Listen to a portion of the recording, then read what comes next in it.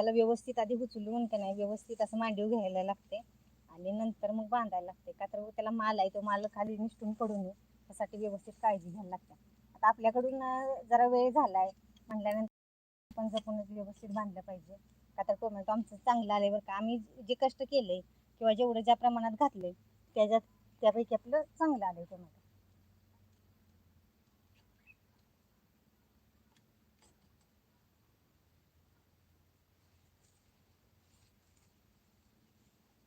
आणि बघा आम्ही की नाही सगळ्या सुतळ्या एकदम जवळ घेत नाही, आम्ही आपली एकच सुतळी माग आणि एकच टोक आपलं वडत आणायचं आणि ते एका टोकानंच बांधायचं आणि आता परत सुतळी वडून घेतली परत सुतळी परत बांधायला रिकामीच होत्या ना, त्यामुळे सगळ्या सुतळ्याच्या जवळ घ्यायला लागत नव्हतं.